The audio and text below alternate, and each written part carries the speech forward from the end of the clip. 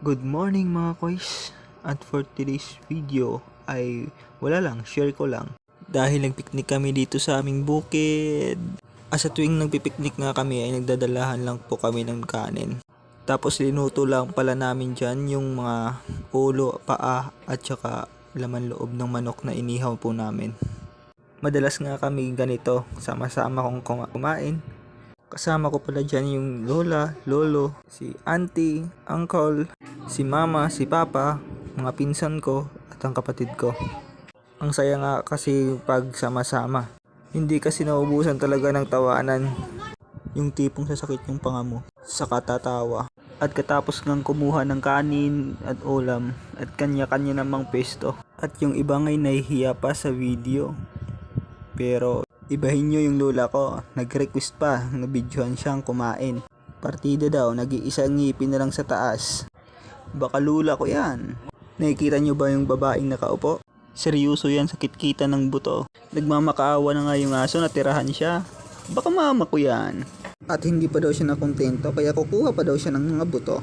At dahil hindi kami nakapagdala ng upuan, kaya sa mga ugat na lang kami ng puno umuupo. Kaya ang lola ko ay tatayo na lang daw siya.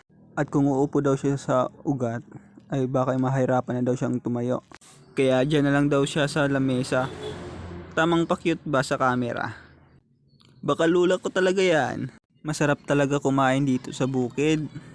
At hindi na mainit dahil may punong masisilungan. At presko ang hangin. Dyan nga'y naubos yung ulam sa mesa. Kaya kumuha ulit yung lola ko sa kaldero dahil meron pa naman yung laman. At palapit na yung auntie ko sa mesa. Hindi lang halata pero magpartner yan sila ni mama. Ang tagal matapos sa mesa.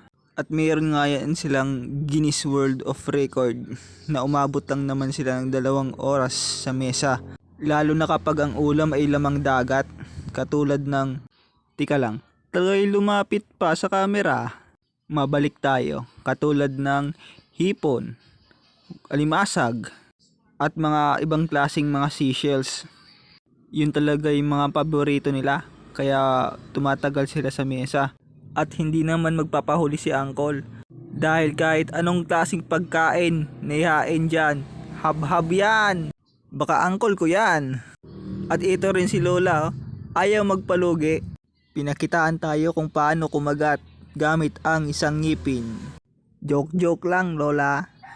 At baka pagkatapos nito ay hindi na tayo papasukin sa kanilang bahay. At hindi rin nakatiis. Nakaupo rin si Lula. Dahan-dahan daw lang siya. Baka matingkarat. At panay nga tawanan nila. Abay si mama oh. Abay nahiya pa sa camera. Ayaw nang humarap. At sabi nga ng isa kong pinsan ay kami daw yung pamilyang hagik-hik. Dahil sa tuwing nagtitipon-tipon ay hindi may iwasan. Lagi talagang may tawanan.